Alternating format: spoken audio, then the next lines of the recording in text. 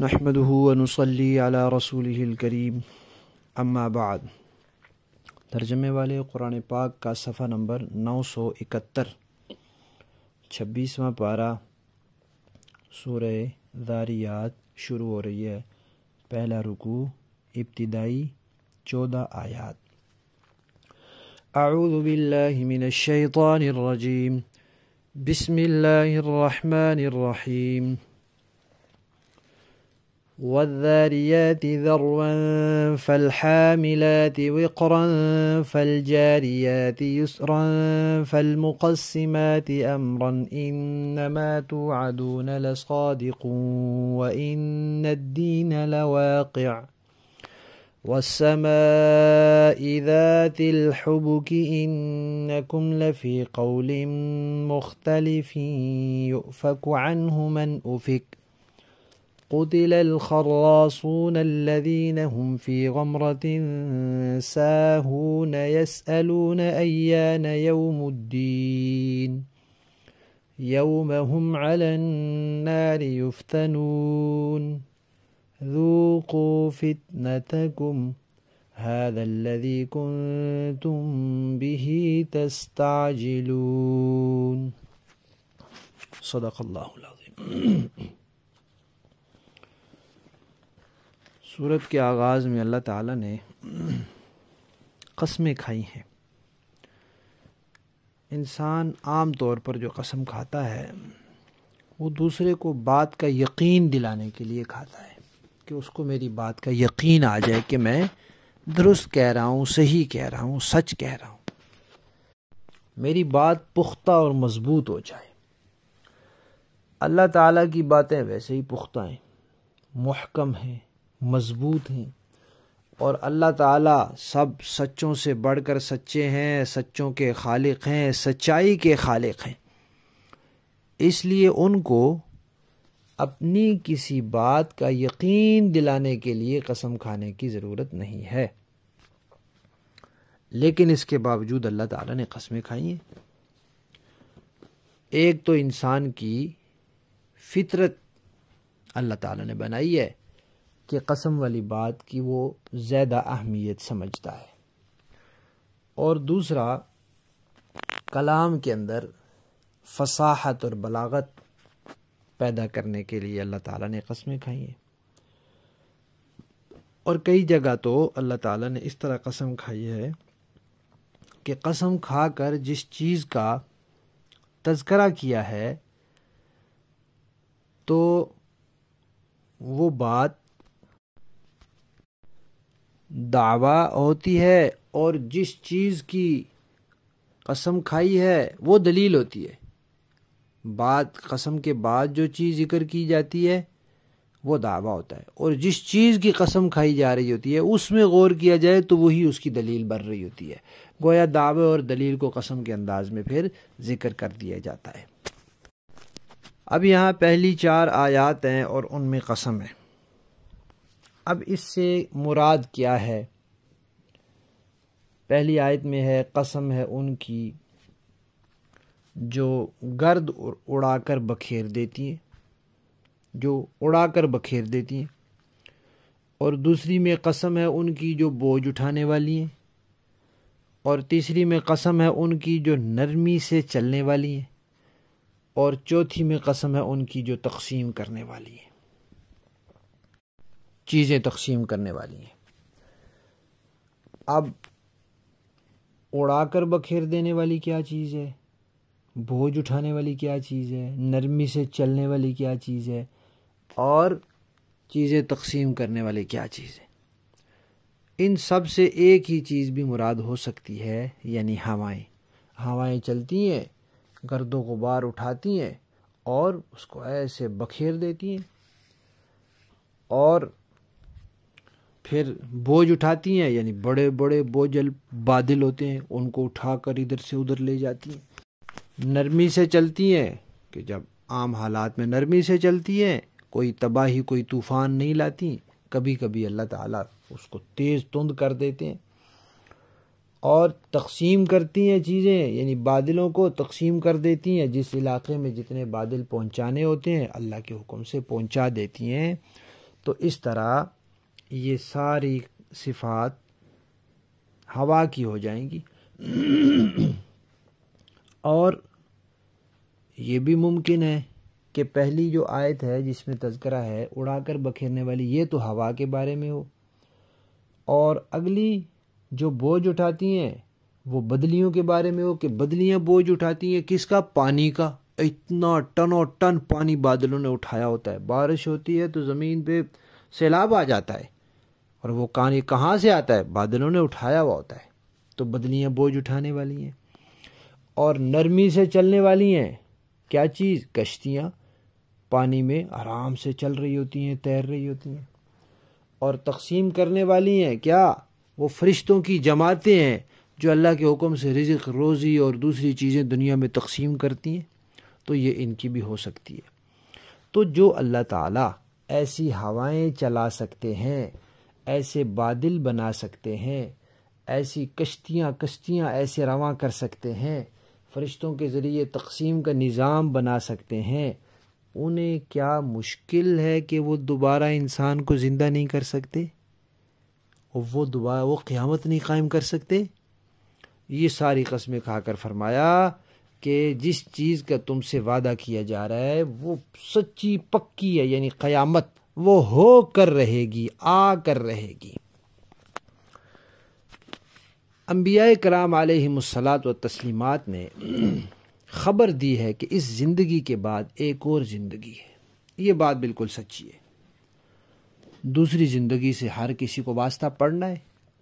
لیکن دنیا میں لوگوں نے اس بارے میں مختلف نظریات رکھے ہوئے ہیں۔ کوئی تو سرے سے منکر ہے، کہتا ہے ہی کوئی نہیں، اور کوئی کہتا ہے کہ ہے تو صحیح لیکن جنت دوزخ کا تصور ان کے ہاں یہ ہے کہ ایک انسان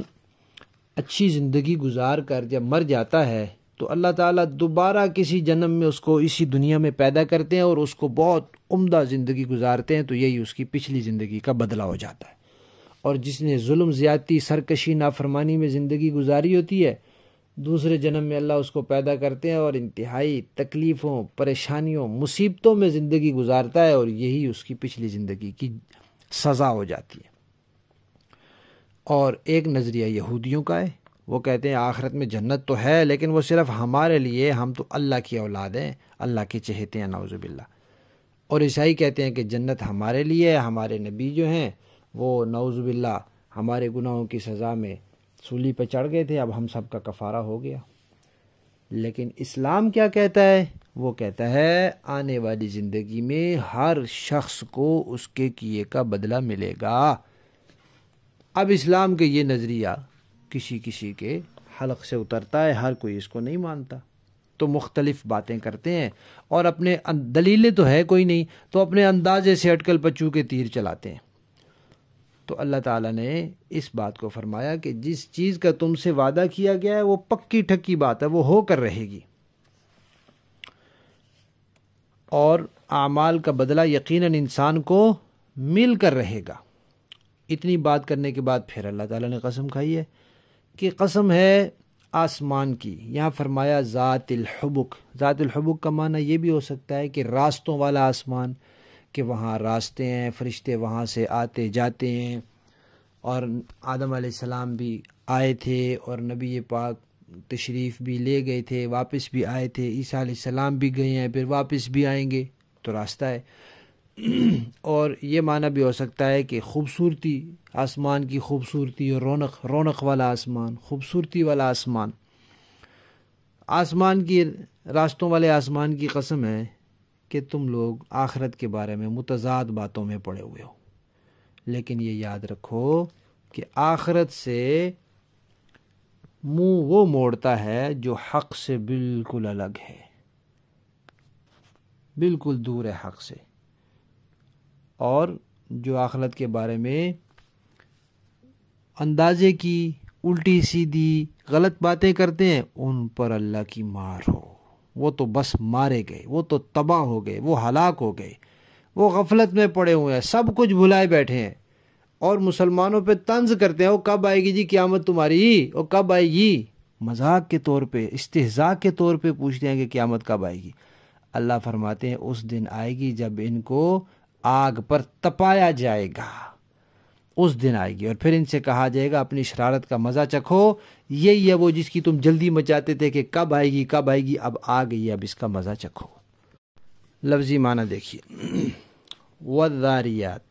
قسم ہے اڑانے والوں کی، ذروا جو اڑا کر بکھیر دیتی ہیں، اڑا کر بکھیرنے والیوں کی، فالحاملاتی وقرا، پھر قسم ہے اٹھانے والیوں کی، بوجھ جو بوجھ اٹھانے والی ہیں، فالجاریاتی، پھر قسم ہے چلنے والیوں کی، یسرا نرمی سے چلنے والی ہیں، فالمقسماتی، پھر تقسیم کرنے والیوں کی، امرا چیز کو، انما سوائے اس کے نہیں، توعدون تمہیں وعدہ دیا جاتا ہے جو لصادق وہ بالکل سچا ہے، وَإِنَّ اور بے شک الدین جزا اور سزا بدلہ لواقع ضرور ہو کر رہے گا، والسماء اور قسم ہے آسمان کی، ذات الحبک جو راستوں والا ہے یا رونق والا ہے، انکم بے شک تم لوگ، لفی قول باتوں میں ہو، مختلف باتوں میں، متضاد باتوں میں ہو، یؤفکو پھیرا جاتا ہے، عنہ اس قیامت سے، من وہ، اوفیکا جو بالکل ہی حق سے دور ہو جاتا ہے، پھرنے والا ہوتا ہے، قتلا مارے گئے، الخراسون اٹکل دوڑانے والے، اندازے سے غیر تحقیقی باتیں کرنے والے، الذین جو ہم وہ، فی غمرۃ غفلت میں، ساہون بھولے ہوئے ہیں، یسألون اور پوچھتے ہیں، ایانا کب، یوم الدین بدلے کا دن ہوگا، یومہم وہ دن ہوگا جب وہ لوگ، علی النار آگ پر، یفتنون تپائے جائیں گے، ذوقوا پھر کہا جائے گا چکھو، فتنتکم اپنی شرارت کو، یعنی اپنی شرارت کا مزہ، ھذا یہی ہے، الذی وہ، کنتم بہ تم تھے جس کی، تستعجلون جلدی مچاتے۔ با محاورہ دیکھیے جی، والذاریات ذروا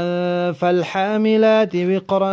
فالجاریات یسرا فالمقسمات امرا انما توعدون لصادق وان الدین لواقع، قسم ہے ان ہواؤں کی جو گرد اڑا کر بکھیر دیتی ہیں، اور ان بادلوں کی جو بوجھ اٹھاتے ہیں، اور ان کشتیوں کی جو آسانی سے رواں دواں ہو جاتی ہیں، اور ان فرشتوں کی جو چیزیں تقسیم کرتے ہیں، کہ جو وعدہ تم سے کیا جا رہا ہے وہ یقینی طور پر سچا ہے، اور اعمال کا بدلہ یقیناً مل کر رہے گا، والسماء ذات الحبک انکم لفی قول مختلف یؤفک عنہ من افک، قسم ہے راستوں والے آسمان کی کہ تم متضاد باتوں میں پڑے ہوئے ہو، اس آخرت کی حقیقت سے وہی منہ موڑتا ہے جو حق سے بالکل ہی مڑا ہوا ہے، قتل الخراصون الذین هم فی غمرۃ ساہون یسألون ایان یوم الدین، خدا کی مار ہو ان کو جو عقیدے کے معاملے میں اٹکل پچو باتیں بنایا کرتے ہیں، جو غفلت میں ایسے ڈوبے ہیں کہ سب کچھ بھلائے بیٹھے ہیں، پوچھتے ہیں کہ جزا سزا کا دن کب ہوگا، یوم ہم علی النار یفتنون، اس دن ہوگا جب انہیں آگ پر تپایا جائے گا، ذوقوا فتنتکم ھذا الذی کنتم بہ تستعجلون، اور کہا جائے گا کہ چکھو مزہ اپنی شرارت کا، یہی ہے وہ چیز جس کے بارے میں تم یہ مطالبے کرتے تھے کہ وہ جلدی آ جائے۔ صدق اللہ۔